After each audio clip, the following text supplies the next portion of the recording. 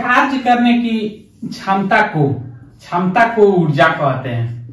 कार्य करने की क्षमता को ऊर्जा कहते हैं और कार्य करने की दर को शक्ति कहते हैं। शक्ति, कार्य करने की दर को शक्ति कहते हैं। यानी कि क्या, W/T को शक्ति, पावर कहते हैं। तो कार्य क्या होता है? कार्य किसी भी वस्तु द्वारा किया गया कार्य, उस पे लगे बल और बल द्वारा उत्पन्न विस्थापन के गुणनफल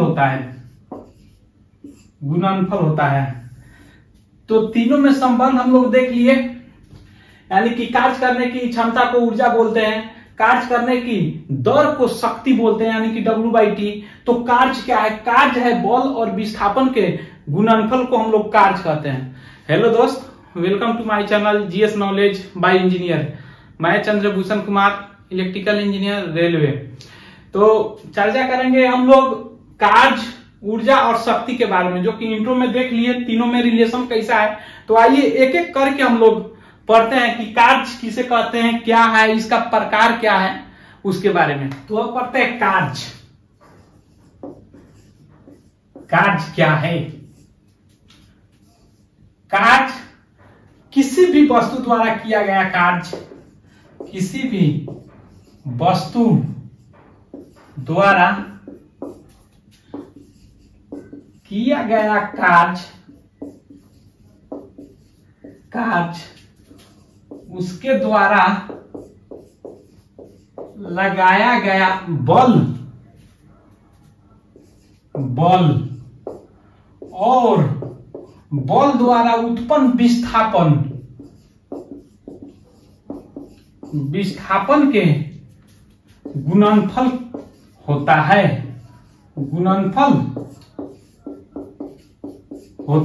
है।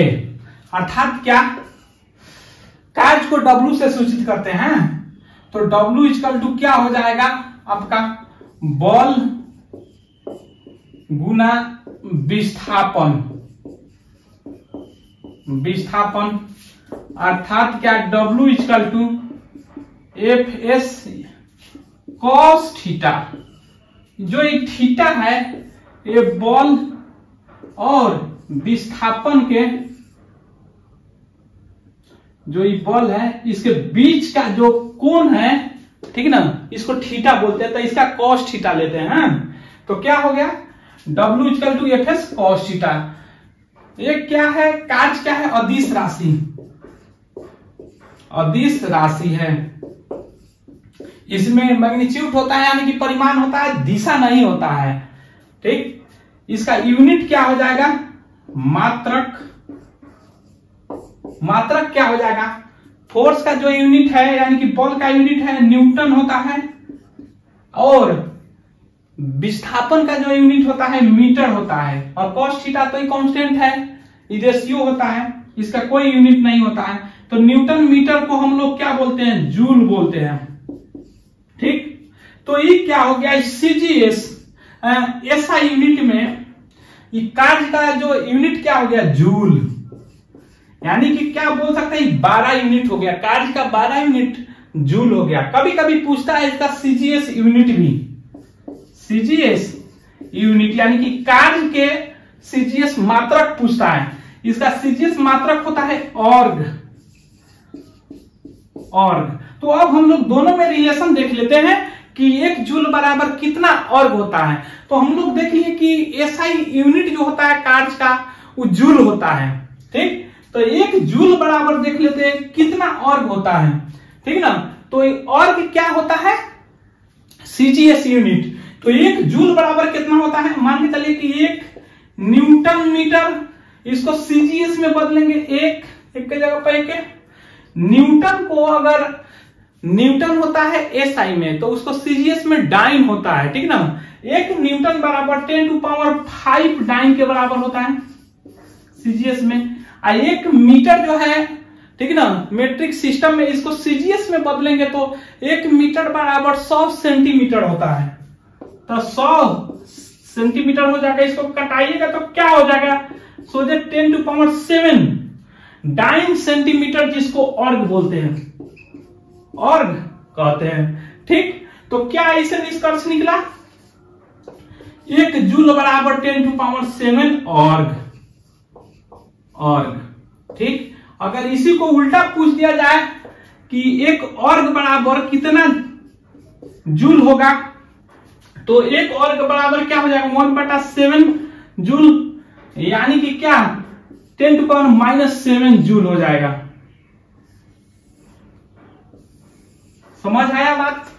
ये हो गया कार्य के बारे में, हम लोग बढ़िया से देख लिए। ठीक, अब देख लेते हैं कार्य के प्रकार के बारे में, से कौन कौन कार्य होता है, यानी कि पॉजिटिव धनात्मक कार्य, ऋणात्मक कार्य और जीरो कार्य के बारे में। अब कार्य के प्रकार के बारे में देख लेते हैं। ठीक, कार्य के प्रकार, कार्य के 3 प्रकार होता है। एक में आपका हो गया, एक में हो जाएगा जीरो कार्य, 2 में हो जाएगा धनात्मक कार्य, 3 में हो जाएगा ऋणात्मक यानी कि निगेटिव कार्य। ठीक ना। अब देखते हैं एक में जीरो कार्य किसे कहते हैं, जीरो कार्य के बारे में। तो कार्य का फार्मूला क्या होता है? W = Fs cos theta. Theta जो है फोर्स और विस्थापन का बीच का कोण है, ठीक ना, यही कोण क्या है? थीटा। तो इस कार्य को होने का जीरो कब होगा? ये कार्य W कब मान जीरो हो सकता है? एक में हो सकता है कि जब बल का मान यानी कि फोर्स का मान जीरो हो। 2 में क्या हो सकता है? जब S का मान जीरो। तीसरा में cos थीटा का मान भी जीरो हो, ठीक ना। कोई भी एक जीरो हो जाएगा तो टोटल वैल्यू जीरो आ जाएगा। जैसे कि सिर्फ फोर्स अगर जीरो हो जाए तो उसके द्वारा किया गया कार्य जीरो हो जाएगा, या विस्थापन अगर जीरो हो जाए तो उसके द्वारा किया गया कार्य जीरो हो जाएगा, या ये दोनों का मान है लेकिन cos थीटा का मान अगर जीरो हो जाए तो क्या, यानी कि थीटा बराबर 90 डिग्री हो जाए तो उसके द्वारा किया गया कार्य जीरो हो जाएगा। तो क्या जीरो के केस में क्या, जब बल नहीं लगेगा तो वस्तु विराम में रहेगा, यानी विराम अवस्था में किया गया कार्य जीरो कार्य का होता है। एक में विरामा, ठीक है ना, विराम अवस्था में किया गया कार्य क्या हो जाता है? जीरो कार्य कहलाता है। ठीक, ये तो एक हो गया। दूसरा का देख लेते हैं। जब विस्थापन जीरो हो, यानी कि ठकेल रहे हैं लेकिन जाइए न रहा है, यहीं पे हम बल लगा रहे हैं लेकिन घसकिए नहीं रहा, यही वस्तु है, मान के चलिए यहाँ पे कुछ है, यहाँ पे हम बल लगा रहे हैं, एप लगा रहे हैं, लेकिन जहां है वहीं पे है, यानी कि विस्थापन नहीं हो रहा है।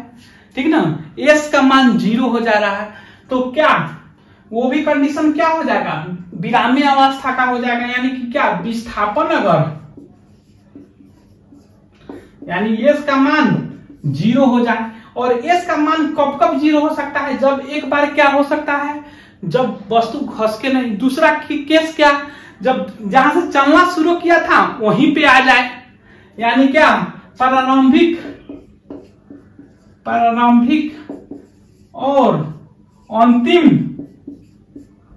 बिंदु सेम हो, समान हो, बराबर हो, उस केस में भी विस्थापन जीरो हो जाएगा। यानी कि विस्थापन जीरो होगा तो कार्य जीरो हो जाएगा, तो उस कार्य को क्या कहते हैं? जीरो कार्य बोलेंगे। फिर उसी तरह से दूसरा का केस में क्या हो सकता है? जब वृत्तीय पाथ पर चक्कर लगाता हो तब उस केस में भी जीरो आ जाता है। जब वस्तु वृत्तीय पाथ पर चले, पथ पर चक्कर लगाता हो, इस केस में भी जहां से, जैसे मान के चलिए ये विरित हो गया, यहीं से चलना शुरू किया था, फिर घूमा फिरा और फिर आ गया यहीं पे, तो ये क्या हो गया? यहीं पे दोनों बिंदु मिल जाता है, इसका विस्थापन जीरो, तो कार्य क्या हो जाएगा? जीरो। तो हम लोग पढ़ काहे रहे हैं, तो इसे क्वेश्चन आता है, पूछा हुआ क्वेश्चन है, कह देगा क्या कि जीरो कार्य कब होता है, लिख देगा विरामावस्था, चलते हुए, उड़ते हुए।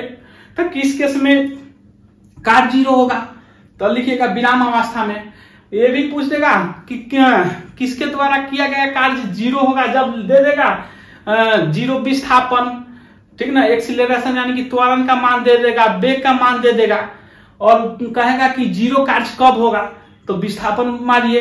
तीसरा कंडीशन क्या हो सकता है, जब cos थीटा का मान जीरो हो जाए कि थीटा का मान 90 डिग्री हो जाए। जीरो कार्य कब होगा, जब cos थीटा का मान भी जीरो हो जाए, यानी कि थीटा इक्वल टू 90 डिग्री हो जाए, उस केस में भी जीरो कार्य कहलाएगा। जैसे देख लीजिए कुली है, मान के चलिए ये कुली अपने माथे पे कुछ रखा हुआ है, ठीक ना, ये ले जा रहा है, ढो रहा है कहीं पे भी, तो इस पे ये जो वजन है ऐसे नीचे की तरफ लग रहा है, यही जो कुली चल रहा है इधर चल रहा है, ऐसे पकड़ के ऐसे हम चल रहे हैं, मान के चलिए मेरे माथा पे, तो फोर्स नीचे की तरफ लग रहा है और हम चल रहे हैं आगे की तरफ, यानी कि बॉल का जो दिशा है इधर, हम चल रहे हैं, डिस्प्लेसमेंट हो रहा है इधर, तो दोनों के बीच का 90 डिग्री का कोण होगा। तो जब 90 डिग्री का कोण भी हो जाए तो उस केस में कौन कार्य होगा, जीरो कार्य होगा। तो ये तीनों क्वेश्चन पूछता है। तो अब हम लोग देख लेते हैं पॉजिटिव कार्य। जब कार्य के बल के दिशा में विस्थापन होता है तो उस कार्य को पॉजिटिव यानी कि धनात्मक कार्य कहते हैं। अब देख लेते हैं दो में धनात्मक कार्य।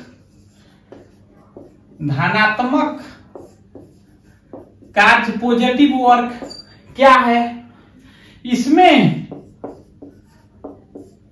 बल और विस्थापन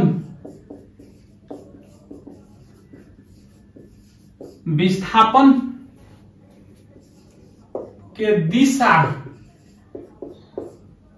ठीक ना, समान होती है, समान होती है।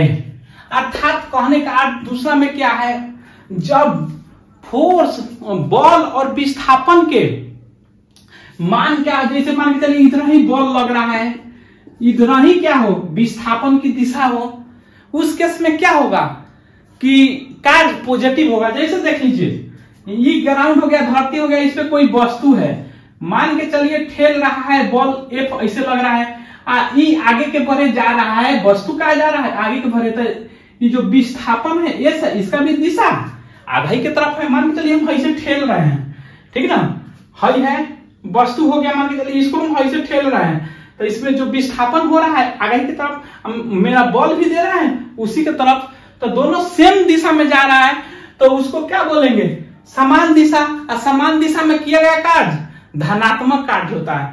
तो अगर एक तो देख लिए बल और विस्थापन के दिशा के अनुसार, दूसरा देख लेते हैं, कि फॉर्मूला तो होता है W=Fs cos theta, Fs cos theta, तो ये भी हो सकता है इसका मान धनात्मक जब तक हो, जीरो ना आ जाए या ऋणात्मक नहीं आ जाए, जब तक इसका मान जीरो धनात्मक होगा, यानी कि काम का मान धनात्मक होगा।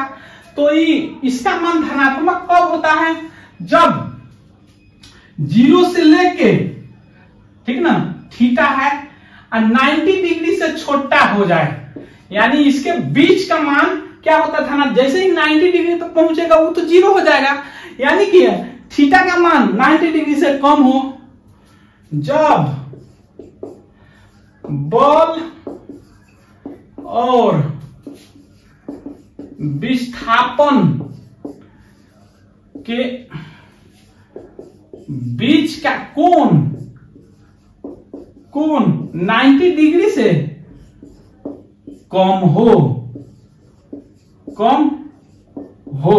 तो उस बल को उसके द्वारा किया गया बल क्या हो जाएगा, धनात्मक बल हो जाएगा। जैसे कि देख लीजिए यहाँ पे धरती है, यहाँ पे ट्रॉली है, मान के चलिए रेलवे स्टेशन पे कोई आदमी खींचता है, ऐसे यहाँ से हाथ लगा के इसको ऐसे खींचता है, आगे बढ़े चलता है, तो इतना पे रहता है, ट्रॉली है, तो ट्रॉली आगे की तरफ बढ़ता है, यहाँ पे लग रहा है बल, तो ये तो सीधा करिएगा तो यहाँ पे आ जाएगा, ये जो थीटा होता है 90 से कम होता है, कि 90 इसका करिएगा तो ऐसे चल जाएगा, यहाँ पे रहता तब 90 होता है, जो कि 90 से कम है, तो इस समय किया गया कार्य क्या हो जाएगा, धनात्मक कार्य कहलाएगा। ठीक, तो धनात्मक कार्य भी हम लोग देख लिए।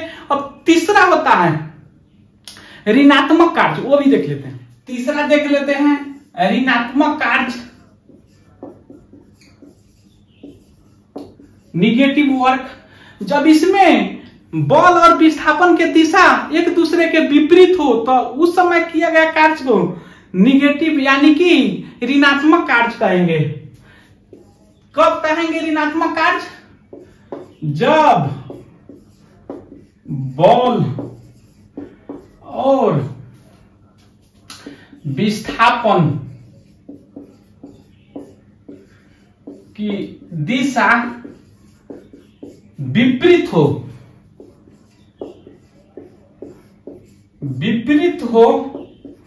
तो किया गया कार्य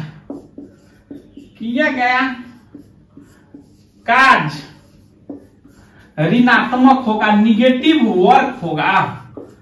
जैसे देख लीजिए कैसे ऋणात्मक होगा, उदाहरण से देखिए, मान के चलिए यहां पे इधर से कोई वस्तु आ रहा है, भारी वस्तु है, कोई भी वस्तु, इधर से वस्तु आ रहा है, ठीक ना, इधर जा रहा है, इधर से सामने से आ रहा है, इधर से बल लगा रहा है आदमी, इधर से क्या कर रहा है, ऊपर से बल लगा रहा है ऐसे, इधर से वस्तु क्या जा रहा है इधर, लेकिन बल लगाने पे रुक नहीं रहा है। मान के चलिए उधर से ट्रक आ रहा है, इधर से एक आदमी बल लगा रहा है, उसको ठेल रहा है, लेकिन ट्रक जा रहा है, तो इस आदमी को तो ठेलते जा रहा है ट्रक, ठीक ना, तो ये लेकिन बल किधर लगा रहा है, उधर सामने, और वो इसके अपोजिट डायरेक्शन में।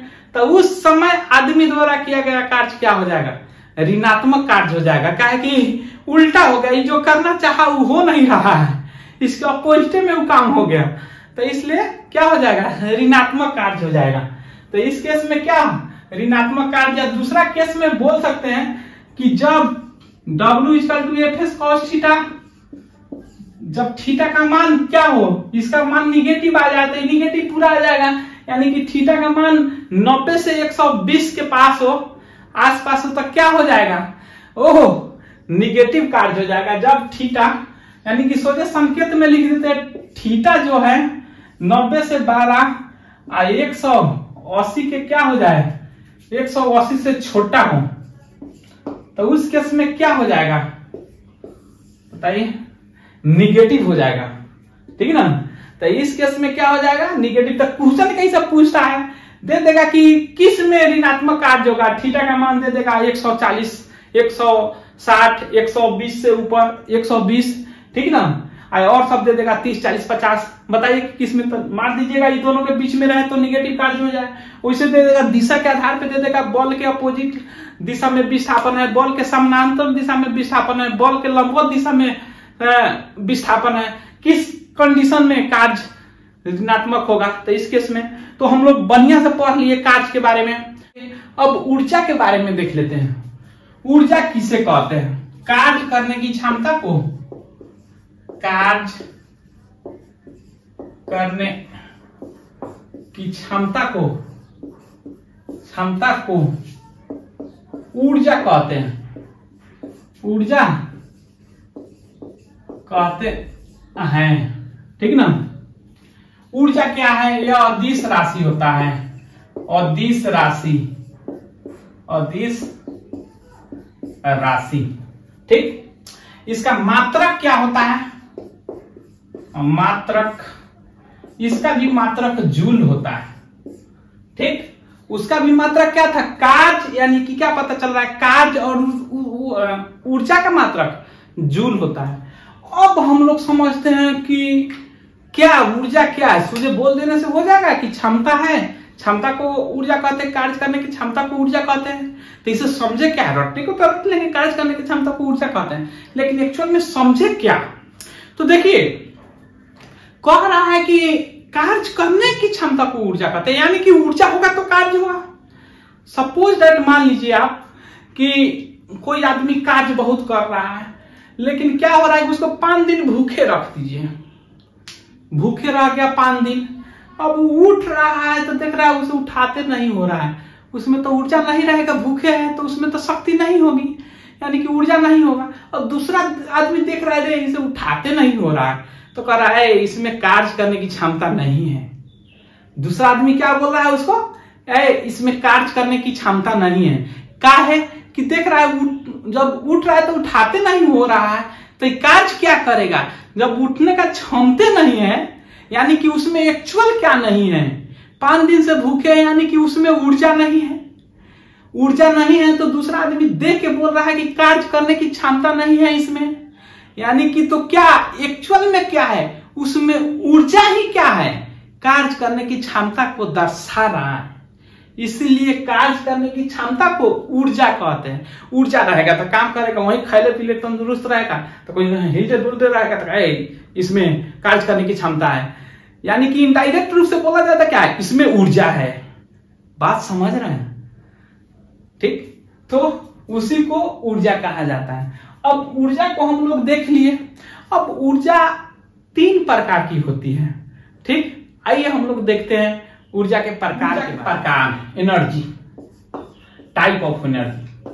ऊर्जा 3 प्रकार की होती है। एक में गतिज ऊर्जा, गतिज ऊर्जा इसे काइनेटिक ऊर्जा कहते हैं। 2 में स्थितिज ऊर्जा,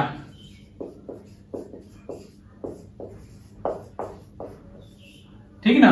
3 में होता है, ये दोनों को मिला देता है कॉम्बिनेशन, तो यांत्रिक ऊर्जा।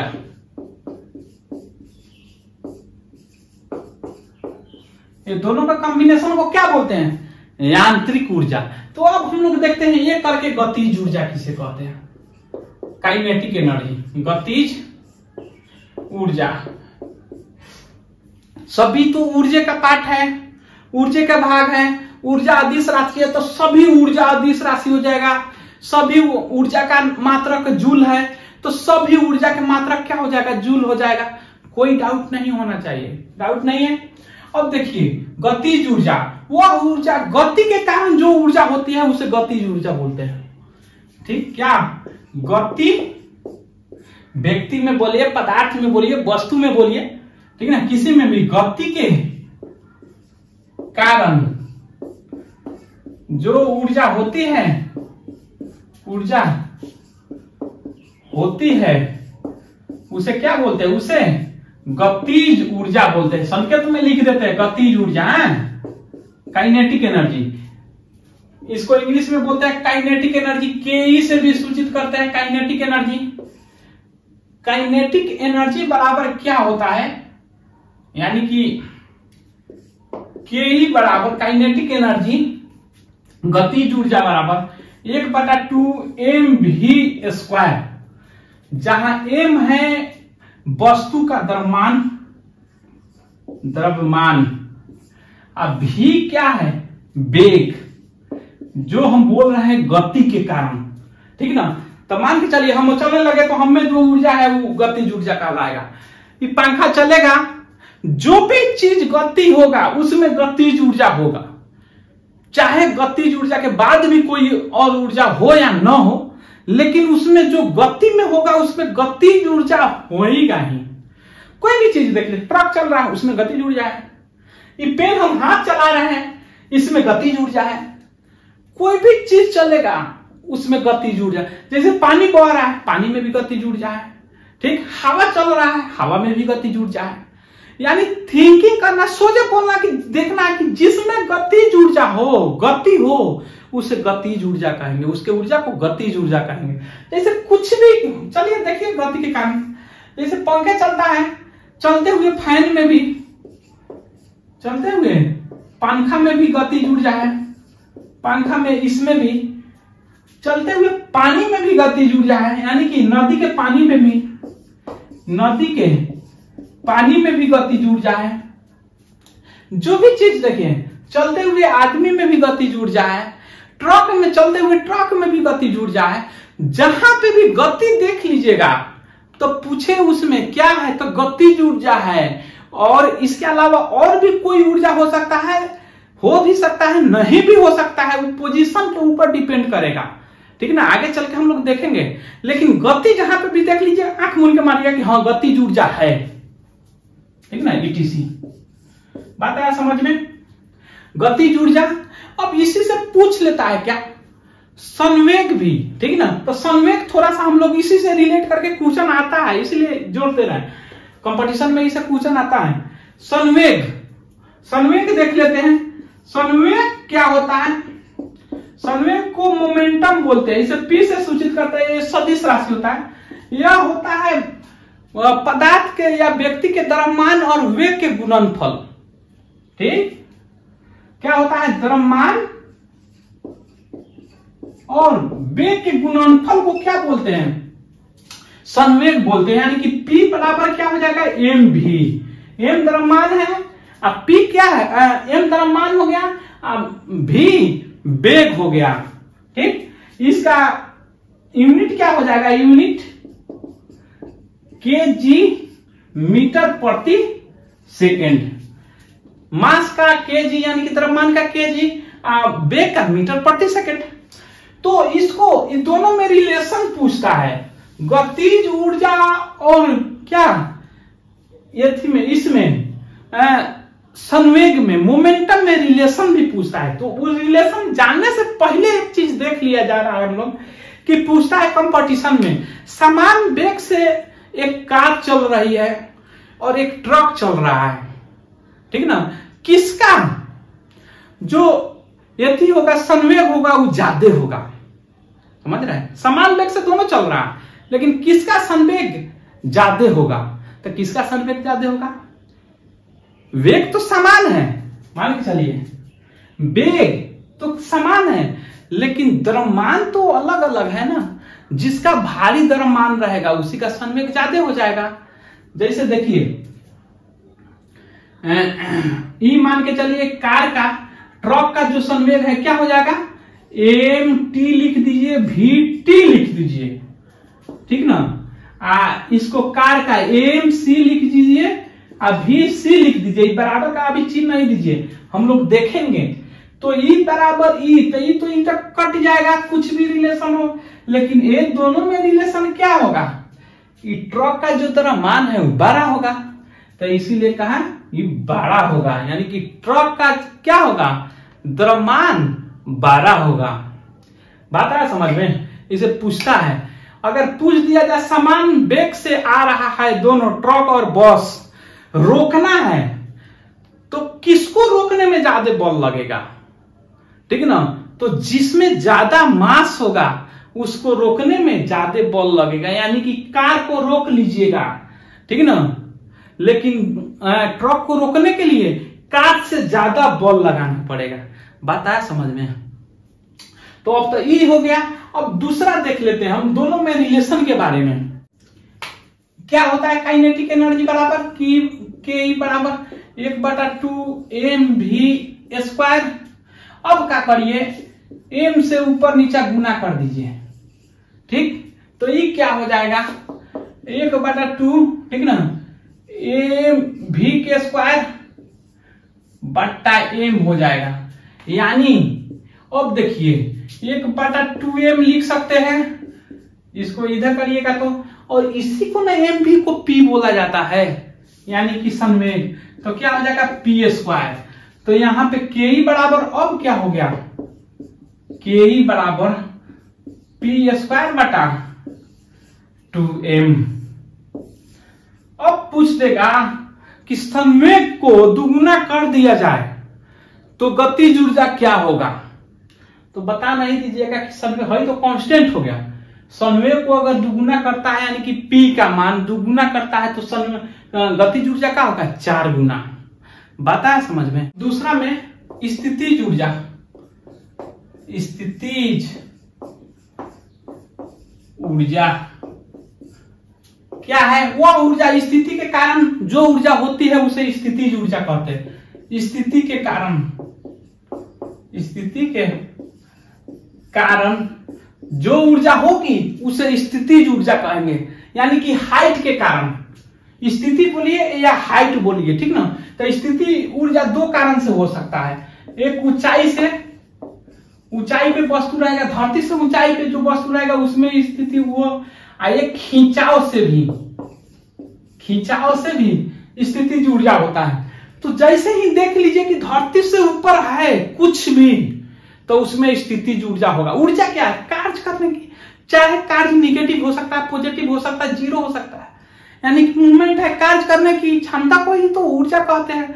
यही बोर्ड है, धरती से ऊपर है, ये गिरेगा, अगर पिन में से छूट जाए, कभी कभार पिन टूट जाता है, गिरेगा तो कि नीचे कुछ रहेगा तो उसको दबा के टूट फूट सकता है, या पैर में रहेगा तो चोट भी लग सकता है। तो कार्य तो हुआ, भले चोट ही क्यों न लगा, लेकिन कार्य तो हुआ। यानी बल तो लगा, नीचे भरे तो बल लेके गया, यानी कि गिरा उतना डिस्टेंस तो भी तय किया, विस्थापन तो तय किया, तो दोनों का तो गुणनफल होगा। बल भी गिरा, जितना बल से नीचे का बल भी लगा, और विस्थापन भी यहाँ पे था, वो गिर के कुछ दूरी तो तय करेगा, यानी विस्थापन के रूप में दोनों का तो गुणनफल हुआ, तभी तो बल हो गया, वो तो कार्य हो गया। यानी का वो चाहे कार्य निगेटिव हो चाहे पॉजिटिव हो। तो उसी तरह से कहीं पे भी ऊंचाई पे देख लीजिए, कोई भी चीज को ऊंचाई पे, धरती से ऊंचाई पे, तो बोलिए कि उसमें स्थितिज ऊर्जा होगा। जैसे आपका छत पे कोई भी चीज रखा है, तो छत पे जो भी चीज होगा उसमें स्थितिज ऊर्जा होगा। पंखा भी है, अगर नहीं चल रहा है, अभी रुका हुआ है, तो उसमें स्थितिज ऊर्जा है। एरोप्लेन चल भी रहा है तो उसमें गतिज ऊर्जा भी है, लेकिन स्थितिज ऊर्जा भी है। हम लोग आगे पढ़ेंगे यांत्रिक ऊर्जा, जिसको दोनों रहता है उसे यांत्रिक ऊर्जा कहते हैं उसे, ठीक ना। तो यानी कहने का अर्थ है कि ग्राउंड हो गया, धरती हो गया, इससे ऊपर क्लियरेंस पे कोई भी चीज रह जाए, कोई भी चीज हो, ये 2 मीटर ऊंचा, चाहे थोड़ा सा ही खाली क्लियरेंस हो जाए, से लग गया कि हाँ ये जमीन से ऊपर हो गया, थोड़ा सा गुलफनिया ऊपर फान जाइए, खाली धरती से खाली लगाव छोड़ दीजिए, तो उसमें स्थितिज ऊर्जा हो जाएगा। जैसे कि कोई भी छत हो गया आपके घर का, ये आपका घर हो गया, मान के चलिए, ठीक ना,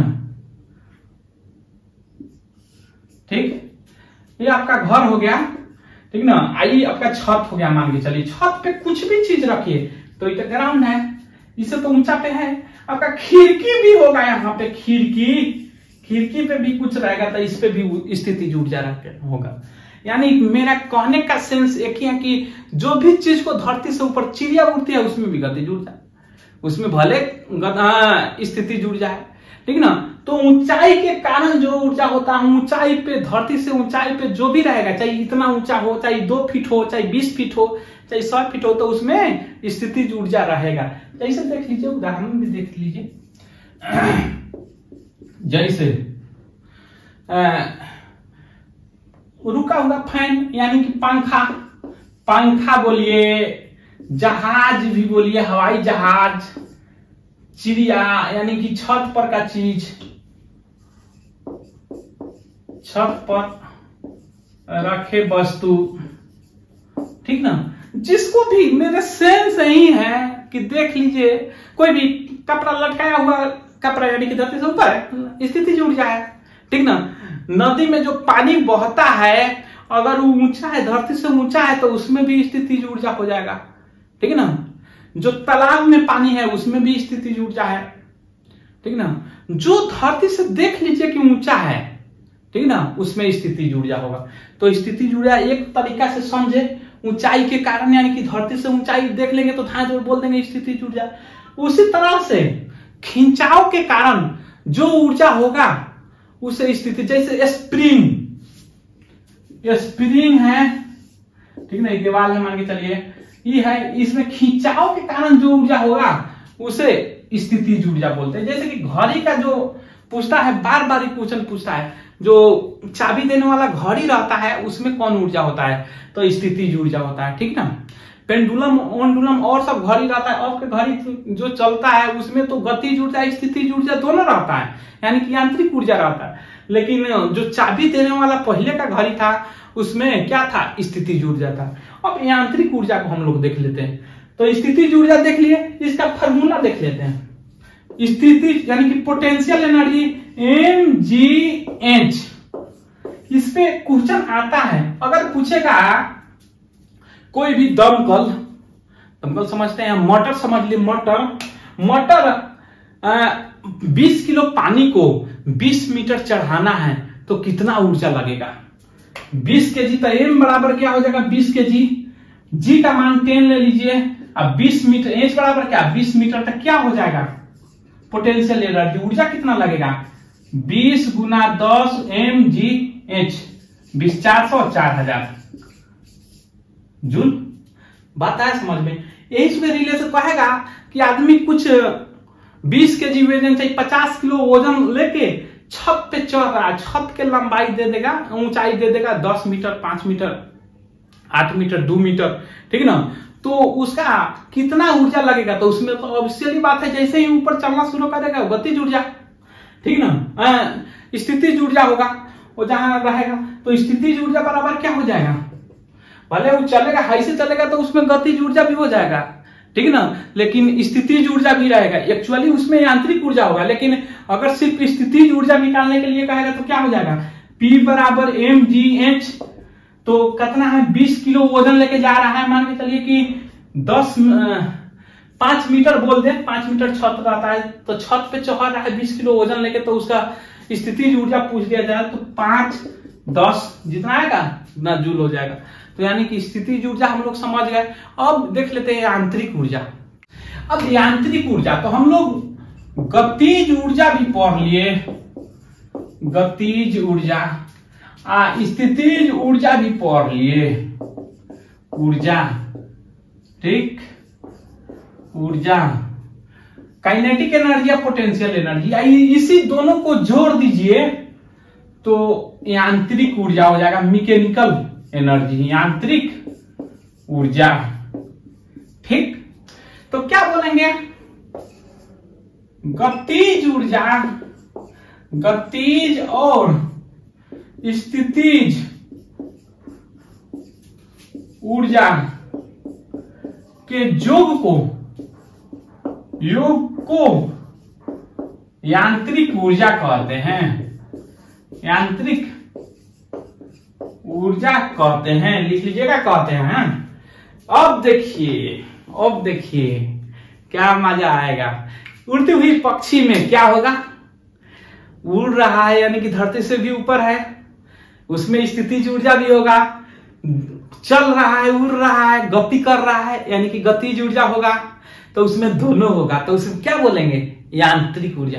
हवाई जहाज चल रहा है तो उसमें क्या होगा, अगर रुका है हवाई जहाज, जैसे कि वहां से कहीं इंस्पेक्शन करने के लिए यानी इंक्वायरी करने के लिए कोई टीम रहता है तो हवाई जहाज रुक जाता है, वो आदमी फानता है ऊपर से नीचा रेस्क्यू करने के लिए, तो आदमी उतरता है, उस समय हवाई जहाज रुका रहता है या हेलीकॉप्टर रुका रहता है, तो उस समय सिर्फ क्या होगा स्थितिज ऊर्जा। लेकिन हवाई जहाज या हेलीकॉप्टर चल रहा है तो उसमें दोनों होगा, स्थिति के कारण धरती से ऊपर है और गति में है, गतिज ऊर्जा भी होगा, तो वो क्या बोलेंगे यांत्रिक ऊर्जा है। तो कहने का सेंस है कि कोई भी चीज अगर गति कर रहा है, वो धरती से ऊंच पे है, ऊंचाई पे भी है, तो उसमें यांत्रिक ऊर्जा होगा। चाहे एरोप्लेन चलते हुए एरोप्लेन हो, उड़ते हुए चिड़िया हो, बस में बैठे आदमी हो, ठीक ना, अपना गाड़ी में गाड़ी चलाते हुए भी कोई आदमी हो, ठीक ना, इस समय क्या हो जाएगा यांत्रिक ऊर्जा हो जाएगा। बात आया समझ में, क्लियर कट। तो यांत्रिक ऊर्जा किसे कहेंगे, यांत्रिक ऊर्जा गतिज ऊर्जा और स्थितिज ऊर्जा के जो को यानी कि दोनों को जोड़ देंगे तो यांत्रिक ऊर्जा हो जाएगा। यांत्रिक ऊर्जा में दोनों आ जाएगा, यानी कि जो धरती से ऊपर है वो वाला भी, या गति कर रहा है वो वाला भी, दोनों ऊर्जा। समझ गए, बढ़िया से समझ आया। अब हम लोग ऊर्जा पढ़ लिए, अब पढ़ लेते हैं कंजर्वेशन ऑफ एनर्जी, ऊर्जा के संरक्षण का सिद्धांत। Law of conservation of energy बोलिए, कंजर्वेशन ऑफ एनर्जी बोलिए। ऊर्जा को न हम बना सकते हैं न नष्ट कर सकते हैं, इसको एक रूप से दूसरे रूप में परिवर्तित कर सकते हैं। तो ये दिया था कौन, ये दिया था आइंस्टीन। ये सिद्धांत ऊर्जा का संरक्षण का सिद्धांत कौन दिया था, आइंस्टीन दिया था। तो आइंस्टीन के बारे में थोड़ा और बताइए। आइंस्टीन को नोबेल पुरस्कार भी मिला था। ठीक ना। आइंस्टीन को नोबेल प्राइज भी मिला था, नोबेल प्राइज भी मिला था। काहे के लिए मिला था? यह फोटो इलेक्ट्रिक जो प्रभाव के लिए, ठीक ना, फोटो प्रकाश विद्युतीय प्रभाव के लिए, प्रकाश विद्युतीय प्रभाव आविष्कार इस नहीं किए, इसलिए इसे क्या बोल रहे हैं, नोबेल प्राइज भी दिया गया था। आइंस्टीन को फिजिक्स का पिता भी कहा जाता है। भौतिक का पिता किसे कहा जाता है? भौतिक का पिता, फादर ऑफ फिजिक्स, भौतिक का पिता भी कहा जाता है। वही मॉडर्न भौतिक का पिता के तो आइंस्टीन, न्यूटन और गैलीलियो को बोला जाता है मॉडर्न फिजिक्स का पिता। तो ये तो इनके बारे में जान गए। एक सिद्धांत दिए थे, E बराबर mc²। इसको चेंज, इसको ना नष्ट कर सकते हैं, ऊर्जा को ना बना सकते हैं, इसको सिर्फ ट्रांसफर कर सकते हैं। जिसमें भी द्रव्यमान होगा उसको हम एनर्जी में ट्रांसफर कर सकते हैं।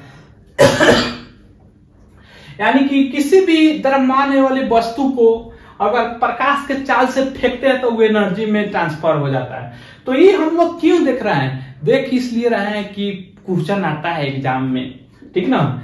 एग्जाम में क्वेश्चन क्या आता है, कहता है क्या कि 5 kg द्रव्यमान वाले वस्तु को जला दिया गया तो उसे कितना ऊर्जा प्राप्त हुआ, पता है? समझ में, 5 kg द्रव्यमान वाले वस्तु को जलाने से कितना ऊर्जा प्राप्त हुआ, तो आप ही बताइए। E बराबर mc हो जाए तो द्रव्यमान कितना हो जाएगा? 5। जलाने से जो ऊर्जा प्राप्त होगा क्या, E तो c है, प्रकाश का वेग।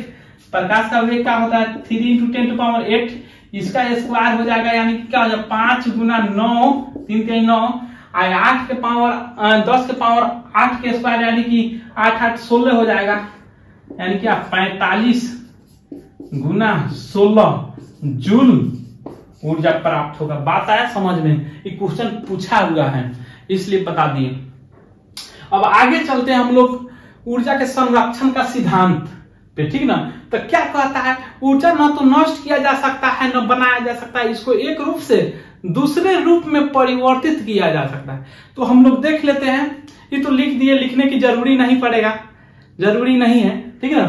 तो अब हम लोग देख लेते हैं कि कुछ इक्विपमेंट जो ऊर्जा को परिवर्तित एक रूप से दूसरे रूप में करता है, कौन कौन है, आसानी से याद रखेंगे, जो जल्दी भूलिएगा नहीं। आइए देखते हैं यंत्र के बारे में, इक्विपमेंट के बारे में थोड़ा जान लेते हैं हम लोग। तो आप ही लोग शुरू करिए। सबसे आज के डेट में तो विद्युत सबसे ज्यादा हो गया है, विद्युत का उपयोग चालू हो रहा है। तो एक में लिख देते हैं विद्युत, ठीक, विद्युत ऊर्जा, ऊर्जा नहीं लिख रहे हैं स्पेस के चलते। दूसरा में लिख लीजिए यांत्रिक, यांत्रिक ऊर्जा, मैकेनिकल ऊर्जा। तीसरा में लिख लीजिए प्रकाश, ठीक ना, प्रकाश ऊर्जा। चौथा में लिख लीजिए क्या, ऊष्मा, ऊष्मा ऊर्जा। पांचवा में लिख लीजिए रासायनिक। आपको जितना याद है वो सब लिख लीजिए। 4-5 को लेके मन में याद करने के लिए ठीक है, 4-5 को लेके रख लीजिए, लिख लीजिए, आज निकालिए। विद्युत को यांत्रिक में बदलता है कौन कौन हो सकता है, विद्युत को यांत्रिक में कौन कौन इक्विपमेंट बदल सकता है। तो विद्युत को यांत्रिक में कहने का अर्थ कि जो लेता है विद्युत और देता है यांत्रिक बल के रूप में, ठीक ना। तो सोचिए किसमें विद्युत देते हैं तो बल देता है। एक में तो मोटर हो गया,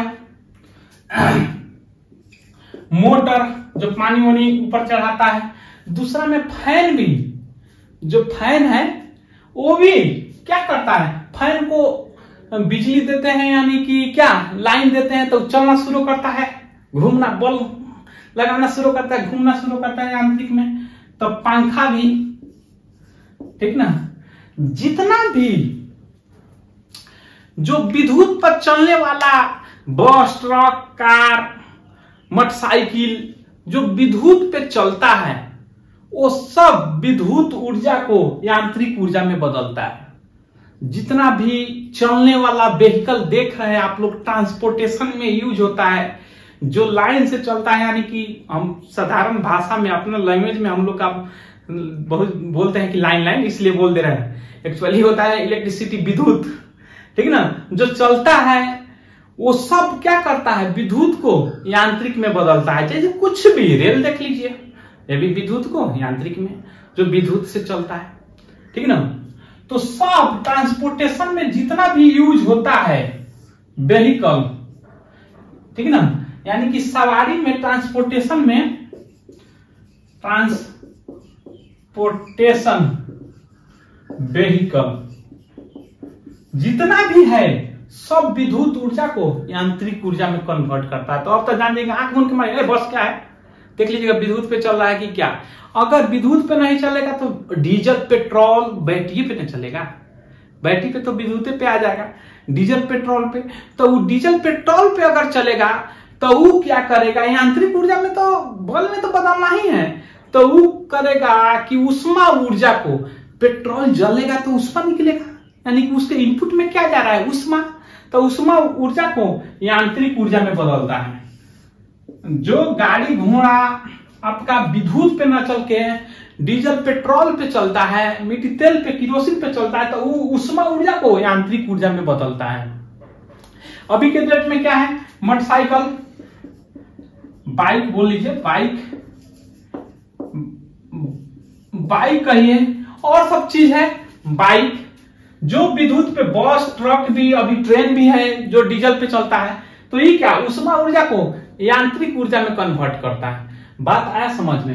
अब देखिए, ये तो हो गया।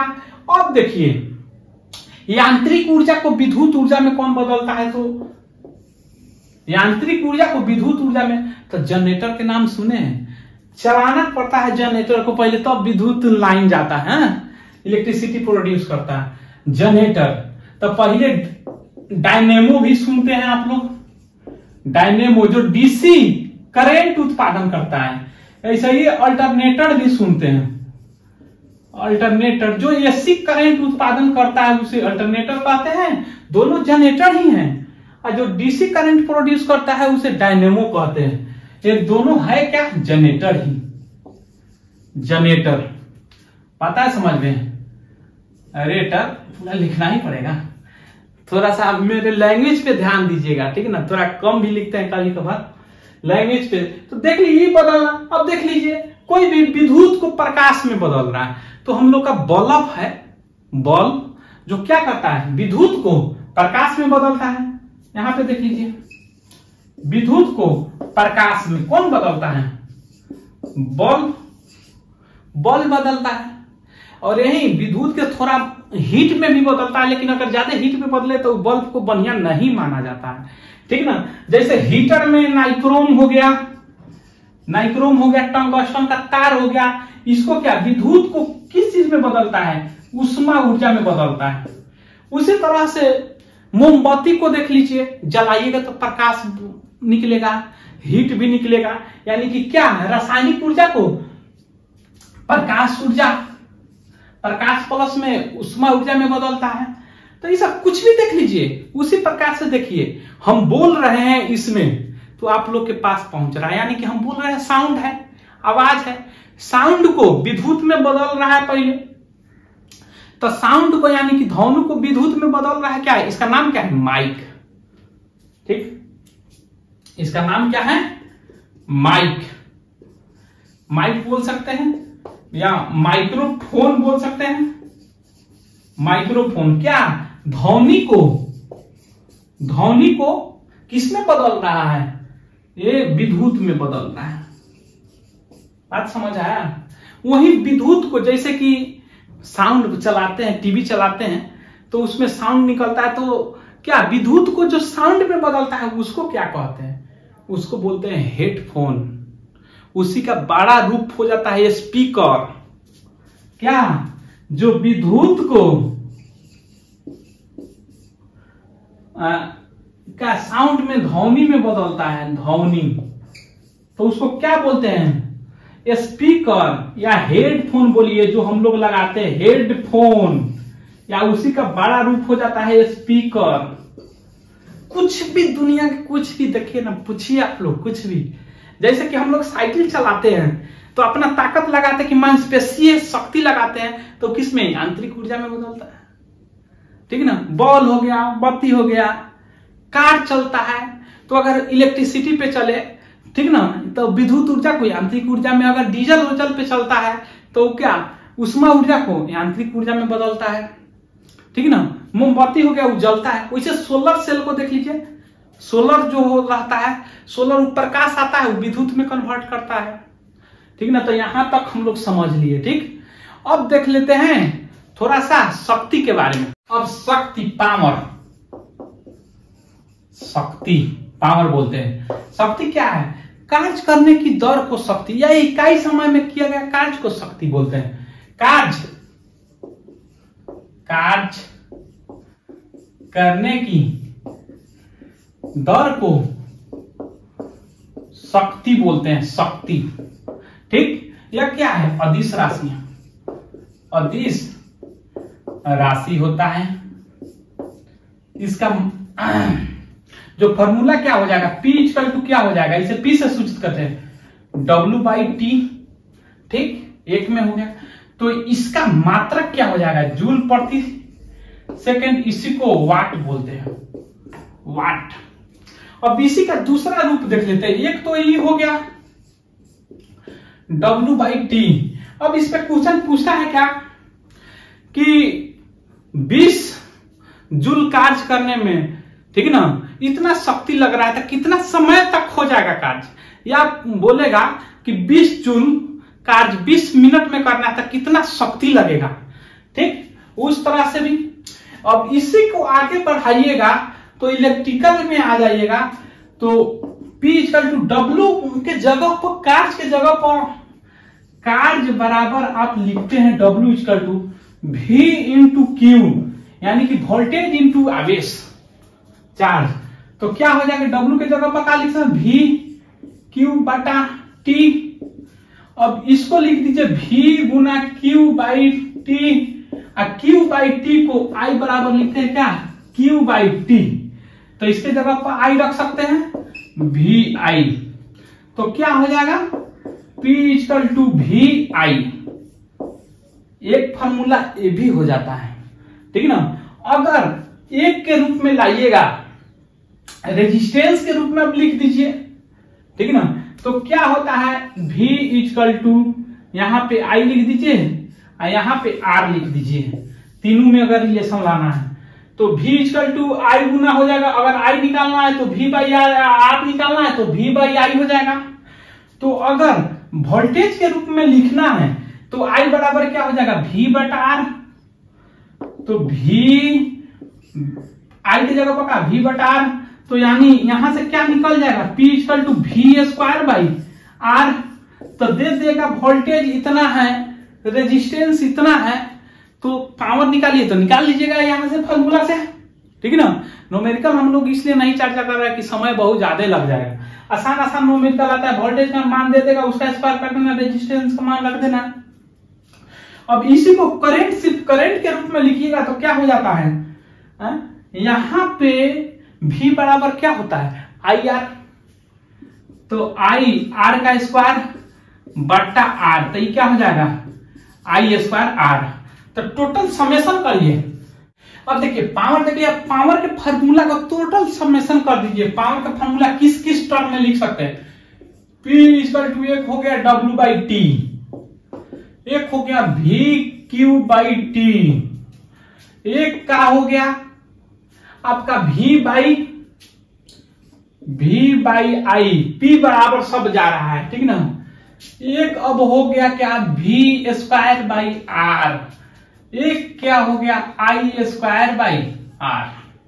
इतना लिख सकते हैं। अगर तोड़ के लिखना चाहते हैं तो एक इतना बराबर भी लिख लीजिए, एक P बराबर V/Q भी Q/T लिख लीजिए, एक लिख लीजिए P बराबर VI, या एक इसके आगे P बराबर क्या, V²/R, या P बराबर I²/R। बात आया समझ में।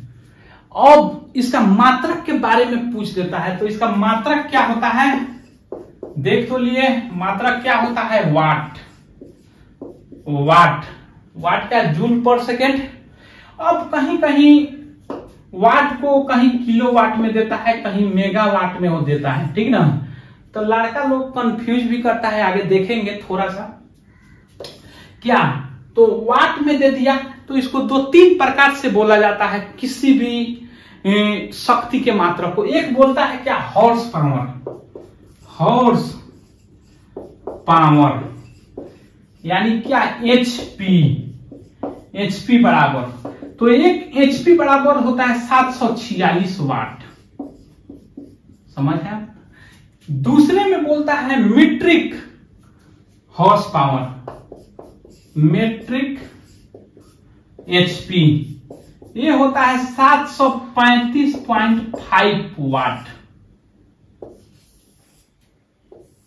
ठीक, ये लिख लीजिए। और एक पूछता है 1 किलोवाट बराबर क्या हो जाएगा, 1000 वाट। 1000 वाट, यहां तक भी तो ठीक ठाक रहता है। लेकिन अब हो जाता है एक ऊर्जा का मात्रक पूछता है। ऊर्जा का मात्रक होता है जो हम लोग का घर में इलेक्ट्रिसिटी का बिल आता है, वो किलोवाट आवर में रहता है। लेकिन लड़का सब कंफ्यूज क्या करने लगता है कि वाट देखता है तो कहता है शक्ति का मात्रक। नहीं, दोनों का पहचानने का नियम है। जहां पे भी लास्ट में वाट देख लीजिए, वो मेगावाट में हो, किलोवाट में हो, गीगावाट में हो, वाट अगर लास्ट में है तो शक्ति का होगा। दोनों में डिफरेंस देख लीजिए, शक्ति का होगा। आंख मूंद के मारना है कि शक्ति का लास्ट में, जैसे देख लीजिए ये क्या है, जिसके लास्ट में वाट के साथ समय लगा हो, उस समय सेकंड में हो सकता है, मिनट में हो सकता है, घंटा में। जैसे वाट आवर, वाट के बाद समय लगा है आवर में, तो ये क्या हो जाएगा, एनर्जी का हो जाएगा। तो इसे लिख दे किलोवाट मिनट। मिनट तो ये क्या हो जाएगा, ऊर्जा का हो जाएगा। ऐसा ही लिख दे किलोवाट सेकेंड, तो ये क्या हो जाएगा, ऊर्जा का हो जाएगा। लेकिन ऐसे लिख दे किलोवाट, तो वाट लास्ट में, इसका वाट लास्ट में वाट आ रहा है, लेकिन इसमें देखिए तो समय लास्ट में आ रहा है। तो अगर समय लास्ट में आए तो ऊर्जा हो जाएगा, और लास्ट में वाट आएगा तो क्या हो जाएगा, शक्ति। इसी को मेगावाट अगर करते तो शक्ति का, अगर गीगावाट कर दे तो ये शक्ति का। पता है, समझ में। तो यहां तक हम लोग पढ़ लिए। अब पूछता है, इसे दे देता है कि क्वेश्चन दे देगा आपको कि इतना करंट है, इतना रेजिस्टेंस है, तो उसमें कितना शक्ति लगेगा, या वो वाट का मान निकालिए। तो क्या लगेगा, I² या V² से निकाल लीजिएगा, या कार्य दे दे, समय दे दे, तब वो भी शक्ति का मान निकाल लीजिएगा, या शक्ति दे दे, समय दे दे, तो क्या ऊर्जा का मान पूछेगा तो निकाल लीजिएगा। अब पूछता है कि रेटिंग दे देता है किसी भी मोटर का, कहने का अर्थ कि 10 HP का रेटिंग का है, ठीक है ना, 12 HP का है, 20 HP का है। तो इसमें क्या अंतर होता है, काहे रेटिंग देता है, थोड़ा सा इसको भी देख लेते हैं। मान के चलिए मोटर का रेटिंग देने का अर्थ, मान के चलिए मोटर का जो रेटिंग देता है, जैसे कि एक मोटर है एम, कोई मोटर है जिसका रेटिंग है 10 HP, और बी मोटर है इसका 20 HP रेटिंग है।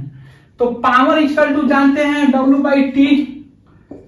W/T सेम अगर पावर होगा तो जिसका रेटिंग ज्यादा होगा वो जल्दी काम करेगा, ठीक है ना। पानी चढ़ाना हो तो 10 HP पानी अगर चढ़ाना हो तो ये 10 HP का, बी 20 HP, तो साफे आधे समय में ये पानी चढ़ा देगा, जल्दी काम करता है। कि तो T इनवर्सली प्रोपोर्शनल P देखिए, T इनवर्सली प्रोपोर्शनल अगर सेम कार्य करता है, तो अगर ये रेटिंग ज्यादा होगा तो T का मान उतना ही कम होगा। अगर T का मान ज्यादा होगा तो इसका रेटिंग कम हो जाएगा। तो कम वाला रेटिंग समय ज्यादा लेगा सेम काम करने में, और रेटिंग जिसका ज्यादा होगा वो कम समय में उतना काम कर देगा।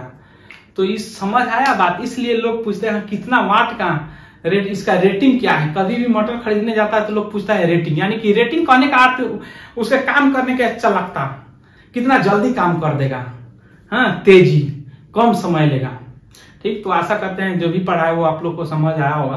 अगर आप लोग नए हैं तो प्लीज मेरे चैनल को सब्सक्राइब करें, लाइक करें, कमेंट करें। Thank you.